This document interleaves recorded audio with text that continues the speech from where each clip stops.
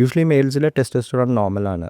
അപ്പോൾ അത് ആക്ട് ചെയ്യുന്ന റിസപ്റ്റേഴ്സ് ചിലർക്ക് കൂടുതലുണ്ടോ ജനറ്റിക് പ്രീഡിസ്പൊസിഷൻ കാരണമാണ് കഷണ്ടി ഒരു പാറ്റേൺഡ് ആയിട്ട് വരുന്നത്. ഓക്കെ. സൺസെറ്റ് കഴിഞ്ഞ് നിങ്ങൾ കുളിക്കുന്നത് ഒഴിവാക്കാൻ പറയും. അതേപോലെ തന്നെ ഡെയിലി ഹെയർ വാഷ് ചെയ്യേണ്ട എന്ന് പറയും. ആക്ച്വലി അതിൻ്റെ പിന്നിലുള്ള ഒരു ഇതെന്താണ് സംഭവം? സൺസെറ്റ് കഴിഞ്ഞിട്ടുള്ളതിൽ ആകെ പ്രോബബ്ലി പറയാവുന്ന കാര്യങ്ങൾ, വെറ്റ് ഹെയർ ആയിട്ട് സ്ലീപ്പ് ചെയ്ത് കഴിഞ്ഞാൽ, വെറ്റ് ഹെയറിന് നമ്മൾ സപ്പോസ് ബി വീക്ക് ഹെയർ എന്ന് പറയുക. വീക്ക് ഹെയർ ആയിട്ട് നമ്മളിപ്പോൾ ഡ്രൈ ചെയ്യാതെ പോയി കിടന്നു കഴിഞ്ഞാൽ ചിലപ്പോൾ ബ്രേക്കേജിനുള്ള ചാൻസസ് കൂടുതലായിരിക്കാം. അപ്പോൾ എണ്ണയ്ക്ക് ഡെഫിനറ്റ്ലി ഒരു കോൺട്രിബ്യൂട്ടറി റോളുണ്ട് ഹെയർ ഹെൽത്തിനും ഹെയറിൻ്റെ ഇതിനും. പക്ഷേ അത് മാത്രം കൊണ്ട് മുടി വരുമെന്നുള്ളത് പ്രൂവൺ അല്ല.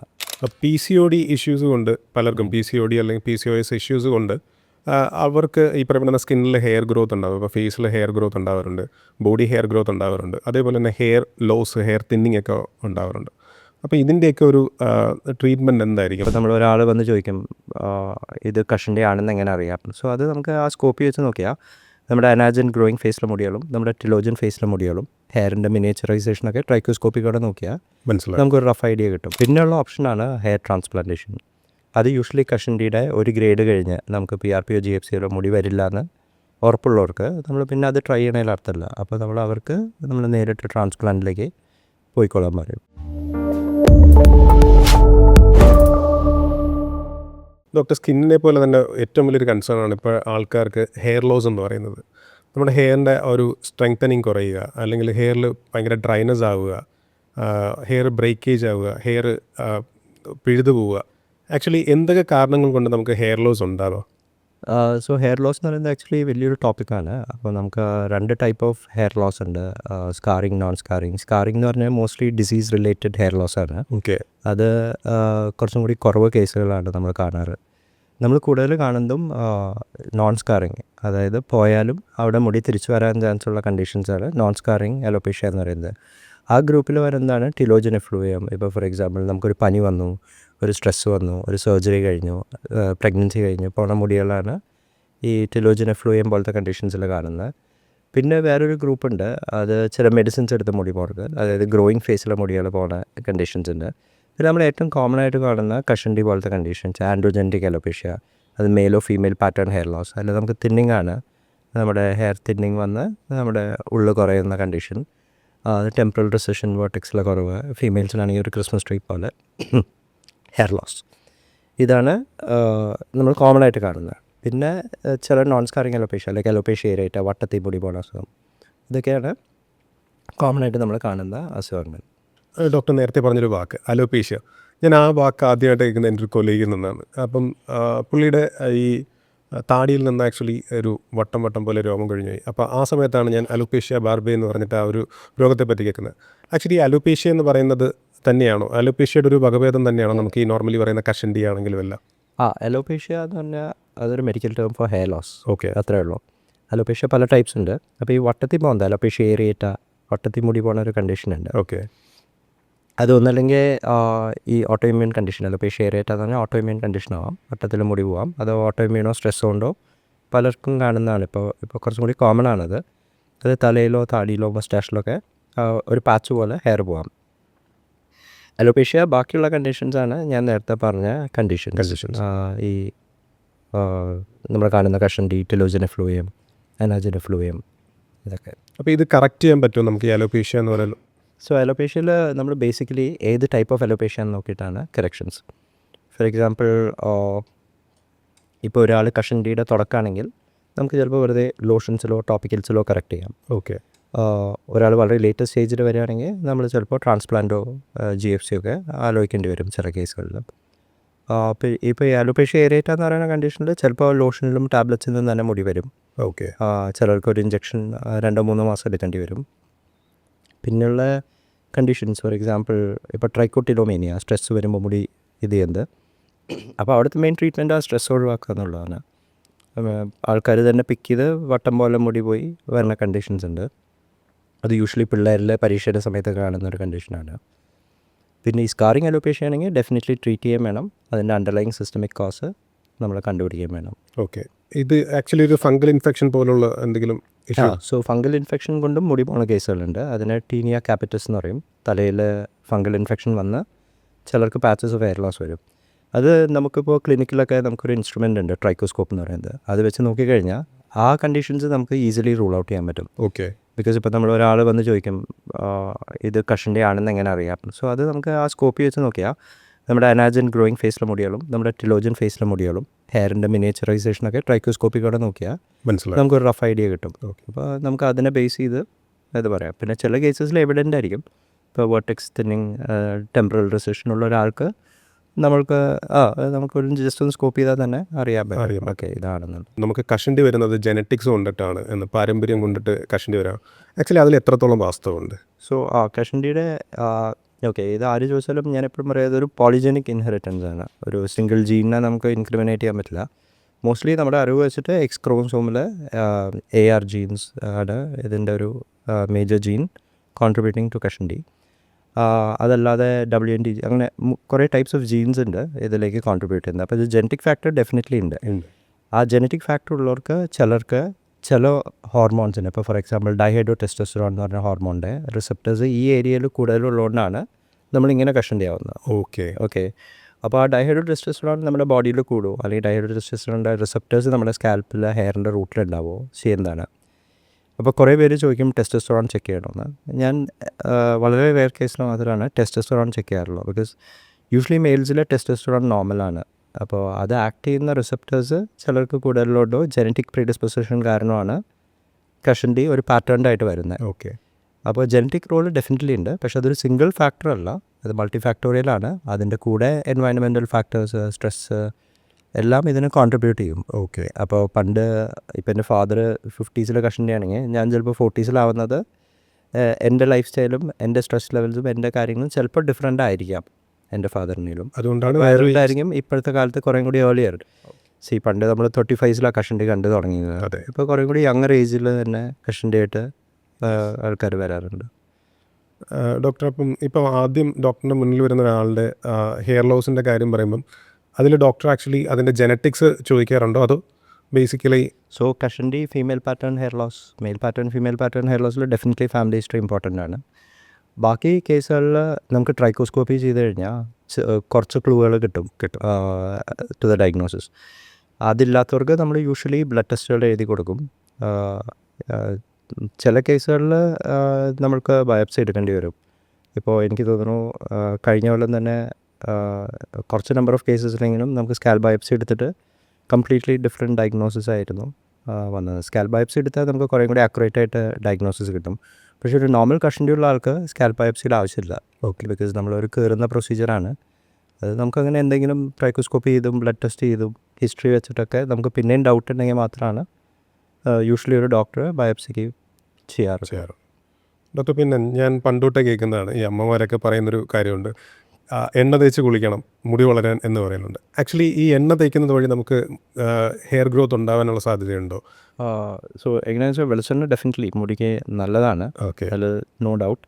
അത് നമ്മുടെ മുടിക്ക് ഒരു ഹെയറിനൊരു 10 ലെയേഴ്സിൻ്റെ അടുത്തുണ്ട്. അപ്പോൾ അതിൻ്റെ ഒരു ഔട്ടർ ലെയർ ഉണ്ട്, ക്യൂട്ടിക്കൽ എന്ന് പറഞ്ഞാൽ. അതിനെ സീൽ ചെയ്യാൻ ഏറ്റവും ഹെൽപ്ഫുൾ ഒരു സാധനമാണ് എണ്ണകൾ. അതിൽ വെളിച്ചെണ്ണ, ഓളിവ് ഓയിൽ, കാസ്റ്റർ ഓയിൽ, ഇതൊക്കെ ഒരു ലെവൽ വരെ പ്രൂവണാണ് ഇതിന്. ഒരു എണ്ണ കൊണ്ട് മാത്രം മുടി വരുമോ എന്നുള്ളത് ഇനിയും പ്രൂവ് ചെയ്യേണ്ടിയിരിക്കുന്നു. ബിക്കോസ് നമുക്കിപ്പോൾ ഫോർ എക്സാമ്പിൾ ഒരു കഷണ്ടിയുള്ള ഒരാൾ ഒരു എണ്ണ ഉപയോഗിച്ചുകൊണ്ട് മാത്രം മുടി വരണമെന്നില്ല. ഓക്കെ. ഈ മുടിയുടെ കാര്യം ആക്ച്വലി ഒരു വളരെ റിസർച്ച് നടക്കുന്ന ഒരു ഏരിയയാണ്. അത് ഫോർ ഇയേഴ്സായിട്ട് റിസർച്ച് നടക്കുന്ന ഒരു ഏരിയയാണ്. അപ്പോൾ ഒരു എണ്ണയിൽ മാത്രം മുടി വരികയായിരുന്നെങ്കിൽ അത് പണ്ടേ അതൊരു ട്രീറ്റ്മെൻറ്റ് മൊഡാലിറ്റി ആയിട്ട് മാറി തന്നെ. ഓക്കെ. അപ്പോൾ എണ്ണയ്ക്ക് ഡെഫിനറ്റ്ലി ഒരു കോൺട്രിബ്യൂട്ടറി റോളുണ്ട് ഹെയർ ഹെൽത്തിനും ഹെയറിൻ്റെ ഇതിനും. പക്ഷേ അത് മാത്രം കൊണ്ട് മുടി വരുമോ എന്നുള്ളത് പ്രൂവണല്ല. ഓക്കെ. പല ഡോക്ടേഴ്സും ഞാൻ കൺസൾട്ട് ചെയ്തിട്ടുണ്ട്. അപ്പം അവരൊക്കെ ഇപ്പം മുടി കൊഴിയുന്നു, അപ്പം സൺസെറ്റ് കഴിഞ്ഞ് നിങ്ങൾ കുളിക്കുന്നത് ഒഴിവാക്കാൻ പറയും. അതേപോലെ തന്നെ ഡെയിലി ഹെയർ വാഷ് ചെയ്യേണ്ടെന്ന് പറയും. ആക്ച്വലി അതിൻ്റെ പിന്നിലുള്ള ഒരു ഇതെന്താണ് സംഭവം? സോ അങ്ങനത്തെ കാര്യങ്ങൾക്ക് പല ടേക്സ് ഉണ്ടാവും പല ഡോക്ടേഴ്സിന്. സോ ഈ സൺസെറ്റ് കഴിഞ്ഞിട്ടുള്ളതിൽ ആകെ പ്രോബബ്ലി പറയാവുന്ന കാര്യങ്ങൾ, വെറ്റ് ഹെയർ ആയിട്ട് സ്ലീപ്പ് ചെയ്ത് കഴിഞ്ഞാൽ, വെറ്റ് ഹെയറിന് നമ്മൾ സപ്പോസ് ബി വീക്ക് ഹെയർ എന്ന് പറയുക. വീക്ക് ഹെയർ ആയിട്ട് നമ്മളിപ്പോൾ ഡ്രൈ ചെയ്യാതെ പോയി കിടന്നു കഴിഞ്ഞാൽ ചിലപ്പോൾ ബ്രേക്കേജിനുള്ള ചാൻസസ് കൂടുതലായിരിക്കാം. രണ്ടാമത്തത് എപ്പോഴും സ്കാൽപ്പ് ഡ്രൈ ആക്കാതെ നമ്മൾ കിടന്നു കഴിയുമ്പോൾ പ്രോബ്ലി അവിടെ ഫംഗൽ ഗ്രോത്തോ മാക്യുലർ ഗ്രോത്തോ കൂടാനുള്ള ചാൻസസ് ഉണ്ട്. അപ്പോൾ ഈ സെബോറിക് ഒക്കെ ഉള്ളവർക്ക് ചിലപ്പോൾ അത് ഇച്ചിരി ഫ്ലെയർ അപ്പ് ചെയ്യാനുള്ള ചാൻസസ് ഉണ്ട്. അല്ലാതെ അതിനൊരു സയൻറ്റിഫിക് എക്സ്പ്ലനേഷൻ വേറെ ഉണ്ടെന്ന് എനിക്ക് തോന്നുന്നില്ല ഈ വാഷിങ്ങിൻ്റെ ഇതിൽ. പിന്നെ ഡെയിലി വാഷിങ്ങിൻ്റെയും ഇതൊരു പേഴ്സണൽ ഒപ്പീനിയനായിട്ട് ഞാൻ എല്ലാവരോടും പറയാം, വെള്ളം നല്ലതാണെങ്കിൽ വേണമെങ്കിൽ എല്ലാ ദിവസവും തല വാഷ് ചെയ്യാം. ഓക്കെ. പക്ഷേ usually females twice or thrice ആയിരിക്കും, twice or thrice a week ആയിരിക്കും വാഷ് ചെയ്യുന്നത്. അതിന് ഇപ്പോൾ ഒരാൾ പറയുന്നത് നല്ല വെള്ളമാണ് വീട്ടിലെ, ഒരു കുഴപ്പമില്ല, പക്ഷെ എന്നിട്ട് ഞാൻ കുടിക്കുമ്പോൾ കുറച്ച് മുടി പോകുന്നുണ്ടെന്ന് പറയുമ്പോൾ നമ്മൾ എന്നാലും ചിലപ്പോൾ കണ്ടിന്യൂ ചെയ്തോളാൻ പറയും. ബിക്കോസ് എന്ന് വെച്ചാൽ നമ്മുടെ ടിലോജൻ ഫേസിൽ, റെസ്റ്റിംഗ് ഫേസിലെ മുടികൾ എല്ലാ ദിവസവും വീണ് പോകും. ഒരു 50 to 100 ലേഴ്സ് നമ്മൾ നോർമലായിട്ട് ഒരാൾക്ക് ഒരു ദിവസം ഫോൾ എക്സ്പെക്റ്റ് ചെയ്യണം. അപ്പോൾ ആ ഫോള് ചിലപ്പോൾ നിങ്ങൾ അന്ന് കുളിക്കുമ്പോഴായിരിക്കും കാണുന്നത്. ഓക്കെ. അപ്പോൾ അത് നമ്മളിപ്പോൾ ഇന്ന് കുളിച്ചില്ല, നാളെ കുളിച്ചില്ല, മറ്റന്നാൾ കുളിക്കുമ്പോൾ ചിലപ്പോൾ ആ ഒരു സെറ്റ് ഓഫ് മുടികൾ അന്നായിരിക്കും പോലെ. അതല്ലാതെ ഈ റെഗുലർ വാഷ് ഇപ്പോഴത്തെ കാലത്ത് ഈ വെള്ളത്തിൻ്റെ ക്വാളിറ്റി കുറഞ്ഞ പിന്നെ ഫീമെയിൽസ് എസ്പെഷ്യലി ലോങ് ഹെയർ ഉള്ളവർക്ക് നമ്മൾ വേണമെങ്കിൽ വീക്ക്ലി പിന്നെ കുറച്ച് പേർക്ക് അത് ഈവൺ ആഫ്റ്റർ ബേത്തിങ് അതിൻ്റെ മാനേജിങ്ങും എല്ലാ ദിവസവും വാഷും ബേത്തിങ് അത് കഴിഞ്ഞിട്ടുള്ള മാനേജ്മെൻറ്റൊക്കെ ഡ്രൈ ആക്കലും അതിനുള്ളതില്ലെങ്കിൽ twice or thrice is good enough. പക്ഷേ വെള്ളം നല്ലതാണെങ്കിൽ എനിക്ക് തോന്നുന്നില്ല ഡെയിലി വാഷ് ചെയ്തുകൊണ്ട് മുടിക്ക് അങ്ങനെ മേജർ ഹാംസ് ഒന്നും ഉണ്ടാവില്ല. ഡോക്ടർ, പിന്നെ എല്ലാവരുടെയും ഒരു പ്രശ്നം എന്ന് പറഞ്ഞാൽ ഡാൻഡ്രഫ് ആയിരിക്കും. ഇപ്പം ഡ്രൈ സ്കാൽപ്പിൽ വരുന്ന ഡാൻഡ്രഫ് ആയിരിക്കത്തില്ല, ഓയിലി സ്കാൽപ്പിൽ വരുന്ന ഡാൻഡ്രഫ്, സെബോറിയ ഡാൻഡ്രഫ്, അങ്ങനെയുള്ള പല തരത്തിലുള്ള ഇതുണ്ട്. ഇത് എങ്ങനെയാണ് നമുക്ക് ട്രീറ്റ് ചെയ്യാൻ പറ്റുന്നത് ഡാൻഡ്രഫിനെ? അത് ഓരോരുത്തരുടെയും സ്കാൽപ്പ് നോക്കിയിട്ടാണ്. അതൊരു ആക്ച്വലി ഒരു സ്പെക്ട്രമാണ്. അതിൽ ഒരു എൻഡിൽ ഡാൻഡ്രഫ് പിട്രിയാസിസ് ക്യാപിറ്റസ് എന്ന് പറഞ്ഞൊരു കണ്ടീഷൻ, ഒരു സ്പെക്ട്രത്തിൻ്റെ ഏറ്റവും മൈൽഡ് ഫോം. അതിൽ പ്രോബബ്ലി ഒരു ഓവർ ദ കൗണ്ടർ ഷാമ്പൂവിൽ തന്നെ ചിലപ്പോൾ അത് പോവും. പക്ഷേ ആ കണ്ടീഷൻ ഇപ്പോൾ വളരെ കുറവാണ്, ഈ ഡാൻഡ്രഫ് എന്ന് പറയുന്ന കണ്ടീഷൻ. അതെന്താ കാരണം വെച്ചാൽ ഇപ്പോൾ ഒരു ഡാൻഡ്രഫ് ഉള്ള ഒരാൾ ഡെഫിനറ്റ്ലി ഒരു കടയിൽ ചെന്നൊരു ഷാമ്പൂ ട്രൈ ചെയ്യാതിരിക്കില്ല. അപ്പോൾ അതിൽ തന്നെ മിക്കവർക്കും പോവും. നമ്മളിപ്പോൾ കൂടുതൽ കാണുന്നതും സെബോറിക് ഡെർമറ്റൈറ്റിസ് അല്ലെങ്കിൽ സീബോസോറിയാസിസ് അല്ലെങ്കിൽ സോറിയാസിസ് പോലത്തെ കണ്ടീഷൻസാണ് ഈ ഡാൻഡ്രഫ് എന്ന് പറഞ്ഞ കുറേ പേരിലും കാണുന്നത്. അപ്പോൾ ഈ സെബോറിക് ഡെർമറ്റൈറ്റിസ്, സോറിയാസിസിനൊക്കെ അതിൻ്റെ അകത്തൊരു ഇമ്മ്യൂൺ ഫാക്ടറും കൂടിയുണ്ട്. അത് ആ ഇമ്മ്യൂൺ ഫാക്ടർ ഒന്നല്ലെങ്കിൽ അത് ഈ ഫംഗസ് ഉണ്ട്, മെൽസീസിയ എന്ന് പറഞ്ഞ ഫംഗസിൻ്റെ ബേസ് ചെയ്തിട്ടുള്ള ഇമ്മ്യൂൺ ഫാക്ടർ ആവാം, അല്ലെങ്കിൽ ഒരു ജനറ്റിക് ഫാക്ടർ ആവാം. അപ്പോൾ അങ്ങനത്തെ കണ്ടീഷൻസിന് ഒരു പക്ഷേ പെർമനൻറ്റ് ക്യൂർ എല്ലാവർക്കും ഉണ്ടാവണമെന്നില്ല.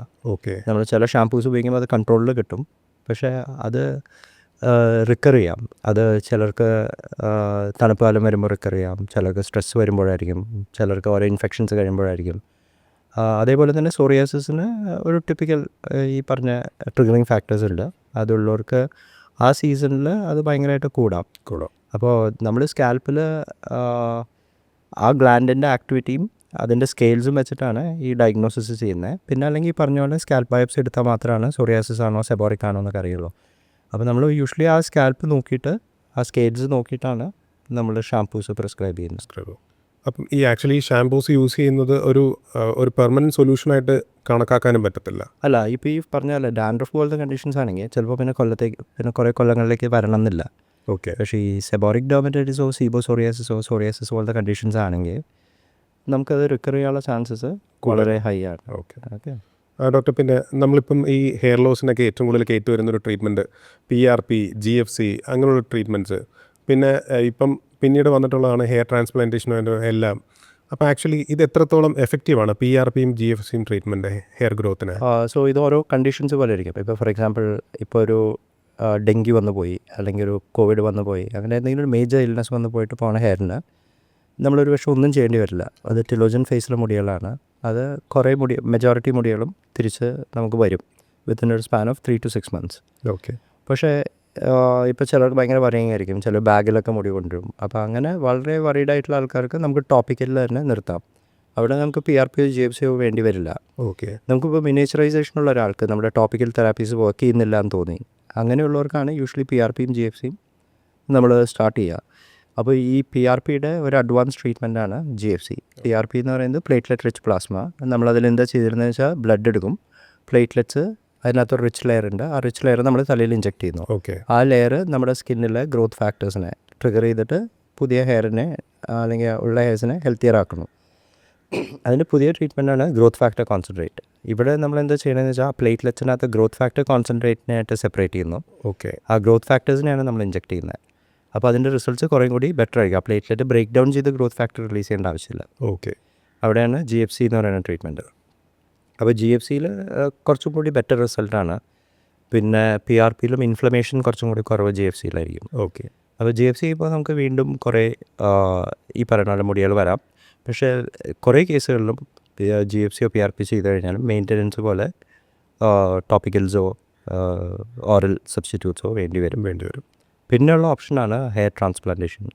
അത് യൂഷ്വലി കഷണ്ടിയുടെ ഒരു ഗ്രേഡ് കഴിഞ്ഞ് നമുക്ക് PRPയോ GFCയോ മുടി വരില്ല എന്ന് ഉറപ്പുള്ളവർക്ക് നമ്മൾ പിന്നെ അത് ട്രൈ ചെയ്യണതിൽ അർത്ഥമില്ല. അപ്പോൾ അവർക്ക് നമ്മൾ നേരിട്ട് ട്രാൻസ്പ്ലാന്റിലേക്ക് പോയിക്കൊള്ളാൻ പറയും. അപ്പോൾ ട്രാൻസ്പ്ലാന്റ് നമ്മുടെ ഇവിടുത്തെ മുടികൾ നിൽക്കുന്ന അത്രയും നാളും ഹെൽത്തി ഹെയർസ് ഇവിടുത്തെ ഹെൽത്തി ഹെയർസ് ആണെങ്കിൽ ഓക്കെ, അത് നിൽക്കുന്ന അത്രയും നാൾ ട്രാൻസ്പ്ലാന്റഡ് ഹെയർസ് സർവൈവ് ചെയ്യും.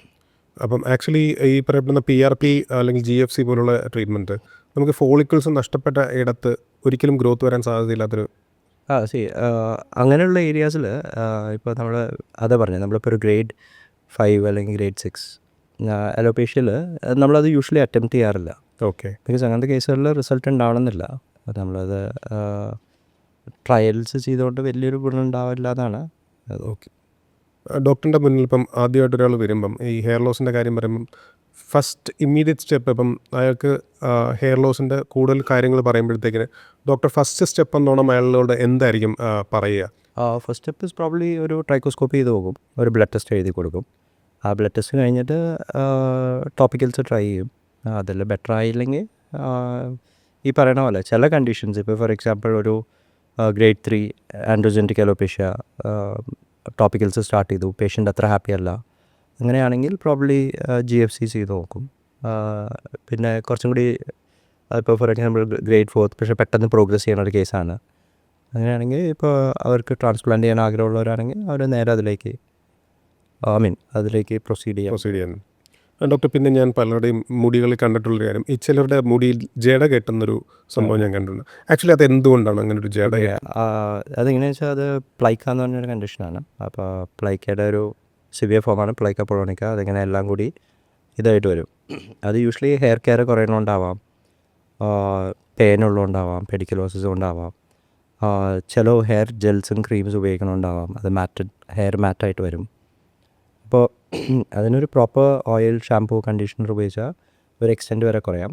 പൊളോണിക്ക സ്റ്റേജിലേക്കൊക്കെ വന്നു കഴിഞ്ഞാൽ പ്രോബ്ലി ആ ഹെയർ ചിലപ്പോൾ റിമൂവ് ചെയ്യേണ്ടി വരും. ഓക്കെ. അത് വല്ലാതെ മാറ്റായി പോയി കഴിഞ്ഞാൽ. ഡോക്ടർ, അതേപോലെ തന്നെ ഡോക്ടർ ഇപ്പം പറഞ്ഞില്ലേ പെയിൻ, പണ്ടും ആളുകളുടെ തലയിൽ ഇങ്ങനെ പെയിൻ്റെ ഒരു ഇഷ്യൂസ് വരാറുണ്ട്. ആക്ച്വലി ഇത് എന്തുകൊണ്ടാണ് ഇങ്ങനൊരു ഇഷ്യൂസ് പറയുന്നത്? അത് നമ്മൾ പറയുന്ന ഒരു ജീവിയാണത്. അത് ഒരാളുടെ തലയിൽ നിന്ന് വേറെ ആളുടെയിലേക്ക് കയറാം. അപ്പോൾ പെയിനാണ് അതിൻ്റെ എഗ്ഗാണ് നിറ്റ്സ് എന്ന് പറയുന്നത്. അപ്പോൾ അത് യൂഷ്വലി ഒരു ഷാംപൂവിൽ ബെറ്റർ ആവാത്തവർക്ക് ചില ടാബ്ലറ്റ്സ് ഉണ്ട്, അത് കഴിച്ചാൽ അത് വന്നത് പോവും. പക്ഷെ പിന്നീട് ആരെങ്കിലുമായിട്ട് കോൺടാക്റ്റ് വന്നു കഴിഞ്ഞാൽ അത് വീണ്ടും വരാനുള്ള തലയിൽ കയറാനുള്ള ചാൻസസ് ഉണ്ട്. ഡോക്ടർ, അതേപോലെ ഞാൻ വേറൊരു ഫാക്ടറിനെ കുറിച്ച് ചോദിക്കാം. മിനോക്സിഡിൽ എന്ന് പറയുന്നൊരു കമ്പോണൻറ്റ്. അപ്പം ഈ മിനോക്സിഡിൽ ആക്ച്വലി നമ്മുടെ ഹെയർ ഗ്രോത്തിന് സപ്പോർട്ട് ചെയ്യുന്നൊരു ഫാക്ടറാണ്. ആക്ച്വലി മിനോക്സിഡിൽ എത്ര ടൈപ്സ് ഉണ്ട്? അത് നമുക്ക് എന്തെങ്കിലും തരത്തിലുള്ള ഡ്രോബാക്സ് ഉണ്ട് അത് യൂസ് ചെയ്യുന്നതിൽ? മിനോക്സിഡിൽ ആക്ച്വലി ഒരു ആൻറ്റി ഹൈപ്പർടെൻസീവ് ഏജൻ്റായിട്ട് വന്നതാണ്. അതൊരു ഇഞ്ചക്ഷൻ പോലെ ആയിരുന്നു സ്റ്റാർട്ട് ചെയ്തത്. അതിൻ്റെ ഇപ്പോൾ അവൈലബിൾ ആയിട്ടുള്ള 2 ഫോംസ് ടോപ്പിക്കലും ഓറലും ആണ്. മിനോക്സിഡിൽ യൂഷ്വലി ഓറലായാലും ടോപ്പിക്കലായാലും അത് ഐഡിയലി ഒരു ഡോക്ടേഴ്സ് പ്രിസ്ക്രിപ്ഷനാണ്. അതെനിക്ക് തോന്നുന്നു ചില രാജ്യങ്ങളിലും ഈവൻ ഇന്ത്യയിലും അത് ഓവർ ദ കൗണ്ടർ അവൈലബിൾ ആണ്. ടോപ്പിക്കലോ ഒരു എക്സ്റ്റെൻറ്റ് വരെ നമ്മുടെ ഹെയറിൻ്റെ ഡ്രൈനെസ്സും ഈച്ചിങ് അങ്ങനെയൊന്നും ഇല്ലെങ്കിൽ ഒരു പക്ഷേ ഇഷ്യൂസ് ഉണ്ടാവില്ലായിരിക്കും. ഓറൽ ഡെഫിനറ്റ്ലി ഒരു ഡോക്ടേഴ്സ് പ്രിസ്ക്രിപ്ഷനാണ്. അതൊരു ഡോക്ടർ കണ്ടത് വേണം തോന്നുകയാണെങ്കിൽ മാത്രം അത് സ്റ്റാർട്ട് ചെയ്യാൻ പാടുള്ളൂ. അല്ലാതെ ഒരു ഡോക്ടറിൻ്റെ അഡ്വൈസ് ഇല്ലാതെ ഈ മിനോക്സിഡിൽ ചിലർ പോയി ടോപ്പിക്കലിന് യൂഷ്വലി ഈ പറഞ്ഞ പോലെ ഡ്രൈനസ്, അലർജീസ്, ഹെഡ് ഏക്സ് അങ്ങനത്തെ ചിലതുകളാണ്. ഐഡിയലി എല്ലാം സ്കാൽപ്പ് ഇവാലുവേറ്റ് ചെയ്തിട്ടാണ് ചെയ്യേണ്ടത്.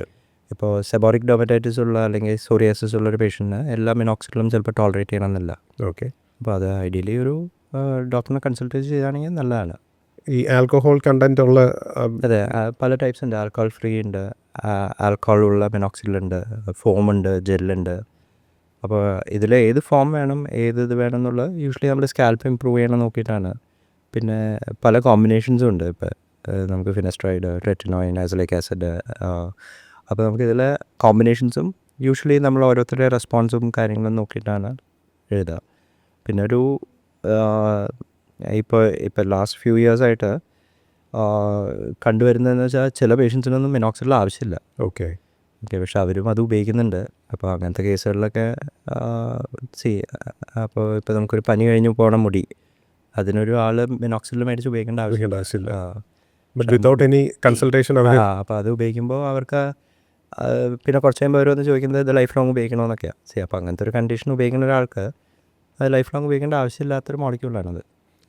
ഈ മിനോക്സിൽ ആക്ച്വലി ലൈഫ് ലോങ് ഉപയോഗിക്കേണ്ടി വരുമോ, അതൊരു പെർട്ടിക്കുലർ പീരീഡ്? അത് ഓരോ കണ്ടീഷൻസ്, മെജോറിറ്റി ഇപ്പോൾ നമ്മളൊരു കഷണ്ടി പോലത്തെ കണ്ടീഷനിലാണെങ്കിൽ ഒരു ലോങ് ടേം യൂസേജ് തന്നെ വേണ്ടി വരും. ഓക്കെ. ബിക്കോസ് നമ്മളതിൽ അണ്ടർലൈൻ കോസ്റ്റ് നമുക്ക് അവിടെ ട്രീറ്റ് ചെയ്യാനൊന്നുമില്ല. ഇപ്പോൾ നമുക്കൊരു DHT ബ്ലോക്ക് ചെയ്യാനുള്ളൊരു ഗുളിക കൊടുക്കാം. അപ്പോൾ ഒന്നല്ലെങ്കിൽ ആ DHT ബ്ലോക്ക് ചെയ്യുന്ന ഗുളികയോ ലോഷനോ ഉപയോഗിക്കണം, അല്ലെങ്കിൽ മിനോക്സിഡിലമൈൻ. നമുക്ക് എപ്പോഴും കോസസ് ആണ് മോർ ഇമ്പോർട്ടൻറ്റ്. കോസ് കറക്റ്റഡ് ആവുന്നില്ലെങ്കിൽ നമ്മളത് ട്രീറ്റ് ചെയ്യണം. മനസ്സിലായില്ലേ? അപ്പോൾ കഷണ്ടിയുടെ കോസ് ഇപ്പോൾ ജനറ്റിക് ആണെങ്കിലും ഹോർമോൺ ആണെങ്കിലും മെയിൽസിൽ ആ ഹോർമോൺ കുറയ്ക്കാൻ ഒന്നല്ലെങ്കിൽ അതിൻ്റെ ടാബ്ലറ്റ്സ് കൊടുക്കേണ്ടി വരും, അല്ലെങ്കിൽ നമ്മളതിനെ എക്സ്റ്റേണലി ട്രീറ്റ് ചെയ്യേണ്ടി വരും. ഓക്കെ. ലിപ്സിൽ ഉപയോഗിക്കുന്ന എല്ലാ സാധനങ്ങളും, ലിപ് ബാംസും ലിപ്സ്റ്റിക്സൊക്കെ ഏറ്റവും ടോപ്പ് കമ്പനികളുടെയൊക്കെ ചെറിയൊരു ക്വാണ്ടിറ്റിയിൽ നമ്മുടെ ഉള്ളിലേക്ക് പോയാലും ഹാംലെസ് ആയിരിക്കും. ആക്ച്വലി ഷുഗർ എന്ന് പറയുന്നത്, നമ്മൾ പഞ്ചസാര മിക്കവാറും പറയാറുണ്ട് ഞങ്ങൾ ഷുഗർ ഇപ്പോൾ കഴിക്കാറില്ല. ആക്ച്വലി ഷുഗർ ഒരു ഏജിങ് എലമെൻ്റ് ആണോ? ഈ കോഫിയുടെ കാര്യം ചോദിക്കുന്നവർ കുറേ പേരോടും പറയും പറ്റാവുന്ന അത്രയും മിൽക്കും ഷുഗറും ടീ കോഫിയിൽ മിനിമം ക്വാണ്ടിറ്റി ഉപയോഗിക്കുക. ഓക്കെ. എസ്പെഷ്യലി ആക്നെ പ്രോൺ സ്കിന്നുള്ളവരൊക്കെ അത് കുറയ്ക്കാൻ നോക്കുക, അല്ലെങ്കിൽ അക്കൻതോസിസ് ഉള്ളവരൊക്കെ മിൽക്കും ഷുഗറും കുറയ്ക്കാൻ നോക്കുക. നമുക്കൊരു ഹെൽത്തി സ്കിന്നിന് വേണ്ടിയിട്ട് നമുക്ക് എത്ര അവേഴ്സ് ഓഫ് സ്ലീപ്പാണ് ബേസിക്കലി വേണ്ടത്? സോ ഫുൾ നമ്മുടെ ബോഡിക്ക് എപ്പോഴും സ്ലീപ്പ് വെരി ഇമ്പോർട്ടൻറ്റ്. അപ്പോൾ സ്കിന്നിന് മിനിമം ഒരു 6 to 8 hours ഓഫ് സ്ലീപ്പ്, അത് ഐഡിയലി എനി ടൈം ആഫ്റ്റർ 10 ഒരു പ്രോപ്പർ സ്ലീപ്പ് കിട്ടുകയാണെങ്കിൽ ദാറ്റ് വുഡ് ബി ബെസ്റ്റ്. അത് ആക്ച്വലി കൊറിയൻ ബ്യൂട്ടി എന്ന് പറഞ്ഞിട്ടൊരു ഇതുണ്ട്, അവരുടെ ഒരു കോൺസെപ്റ്റാണ് ഗ്ലാസ് സ്കിൻ. ഓക്കെ. അപ്പോൾ ഈ ഗ്ലാസ് സ്കിൻ എന്ന് പറയുന്നത് ഇന്ത്യൻ സ്കിന്നിൽ അറ്റൈൻ ചെയ്യാൻ കുറച്ച് അധികം എഫേർട്സ് വേണ്ടി വരും. ബിക്കോസ് നമ്മുടെ സ്കിൻ ടൈപ്പും അവരുടെ സ്കിൻ ടൈപ്പും കുറച്ച് ഡിഫറെൻ്റ് ആണ്. പിന്നെ എല്ലാ കൊറിയൻ പ്രൊഡക്ട്സും എല്ലാവർക്കും സൂട്ട് ചെയ്യില്ല.